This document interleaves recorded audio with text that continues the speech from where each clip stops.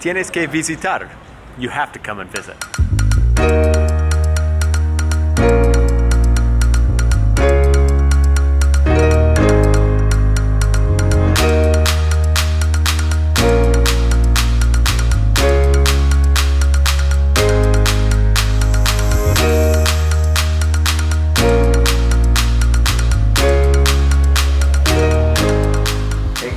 And welcome to another beautiful day here in Quito, Ecuador. I just finished working out, my third day in a row of working out. Good for me.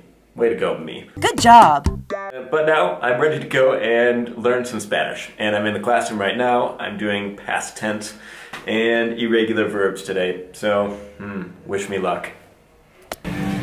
Alright, so we've completed week number 2 of classes. Good job. Thank the Lord. Oh my goodness, my brain is going crazy right now.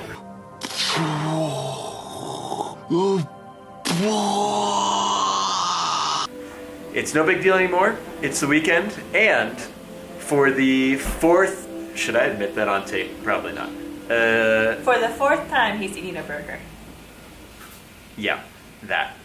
But this cheeseburger is so good, and I don't regret it one bit. And these fries, it's just that they don't have burgers that drip like this in our part, at least, of Chile. And so when I can get my hands on a good burger, I'm going for it.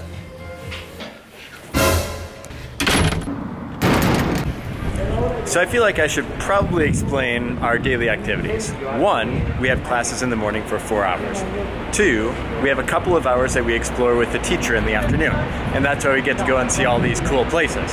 And right now we're in the historical center of Quito.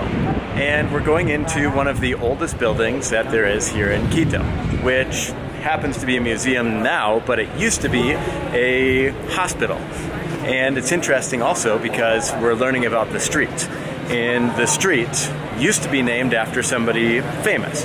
For instance, the street right back there was named after the first president here in Ecuador.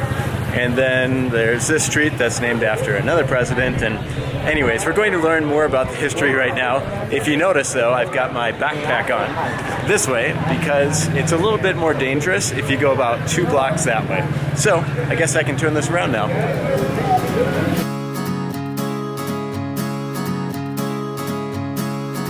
And welcome to the hospital.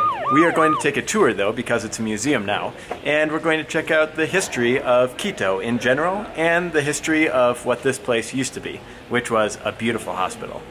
Really, really beautiful. So this right here is a little interesting because this is a gravesite, and there are 3 people in here. One of them usually had a lot of power. This was my plan from the beginning. The power is mine. And the others were the servants. And they believed that when you die, you went into another life. And so they're buried with guinea pig and other foods and things like that, and they're servants. And the really sad part is that they gave the servants some sort of poison to kill them, and they put them down in the earth with the person who actually died without the poison. But there's some history of the poison not working. And when they're digging up some of these grave sites, they saw that the person with the poison, it didn't affect at all, and they were clawing to try and get out of these grave sites. So, kind of a sad story, but very interesting to be buried with all this stuff and all of these other pieces of food here, these pots and all of that. Really interesting.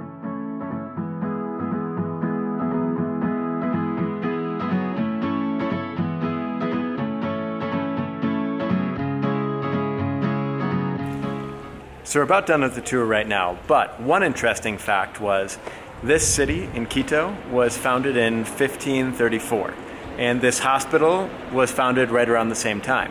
But if you remember in my last video, I was talking about the church, and we went to a couple different churches, and one being the Church of San Francisco. And now we're in the Iglesia de San Francisco. Really, really beautiful place. We're gonna go check it out on the inside, but the outside is absolutely massive. Check it out. And this one was built in almost that exact same time that the Spaniards came and they started to build that church. But before that, the Incas were here for around 100 years before that. But when the Spaniards came to Quito, it was really interesting because the people who were living here, the natives, hid all of the gold and burned the city. So when those Spaniards came here, they had nothing to conquer. Well, they had one person who said he didn't know where the gold was because they hid it. And then when they were building the massive Virgin that is right up behind here, they found that gold. It was buried in that hill there. So anytime that you come to a new city or a new country especially, you have to learn the history of that country. And I'm not going to explain all of the history of Quito or anything like that. However, take a look before you travel anywhere, and especially here in Quito, check it out. To Calle La Ronda. This calle looks amazing because there are so many different colors and it's safe. This side, very safe. This side, apparently very dangerous. But there's some cool little shops in here, and at night it's really, really busy. Lots of little bars and places to get drinks. And it looks like there's a lot of places for coffee, which I could use right about now. But check this street out.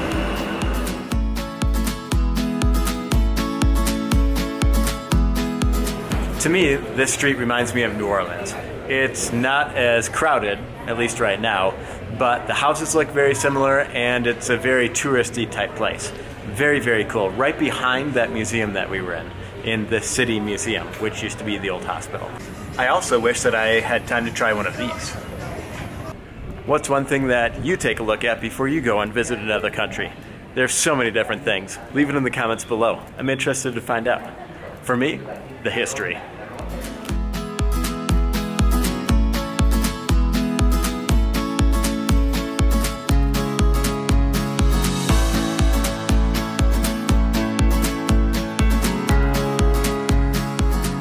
So a couple of things that I took away from today. Number one, I am extremely exhausted from learning Spanish for 2 weeks now in a row. And I haven't felt like this since we moved to Chile 2 years ago, when I didn't understand anything and I was taking in so many new words and so many new things and experiences every single day that I went to sleep at around 7 o'clock at night and woke up around 7 o'clock in the morning. Every single day for about 3 months. Today, I feel the same way and I am absolutely exhausted. But that means that we're learning, so it's a good thing. The second thing that I took away from today was the history of Quito. And it's fascinating to me, the history anywhere, but especially in South America, because it goes back so many years. So it was interesting to figure that out. And the third thing that I took away from today was also the question of the day from Venon Roth. And he wanted to know what the weather was like here in Quito. And in general, it's been great. Quito is known as the city of eternal spring. And that's what it feels like, spring, every single day. In the morning, it's really cold, but perfect for going for a run. Also, it's almost always sunny outside, which means the temperature is right in the mid-70s or maybe 25 degrees Celsius, and I haven't seen a drop of rain at all. Absolutely beautiful here in the summertime. Don't know about the winter. I hear it's the same because it's the city of eternal spring. And the fourth thing I took away from today is that I just have to be thankful all the time. Even though my mind is about to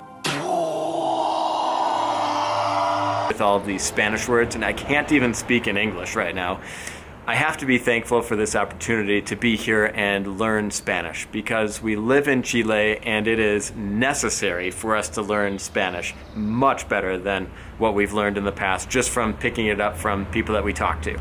So I feel extremely blessed to be here. We'll be back to Chile soon, don't worry, but we still have more to learn. So, hope you guys enjoyed this video. If you did, please give it a big thumbs up. And check me out on Instagram, on Facebook, on Twitter. All of the links are right below. And if you know me at all, you understand that we're going on an adventure this weekend. So, we'll see you guys next time. But for now, ciao pescado.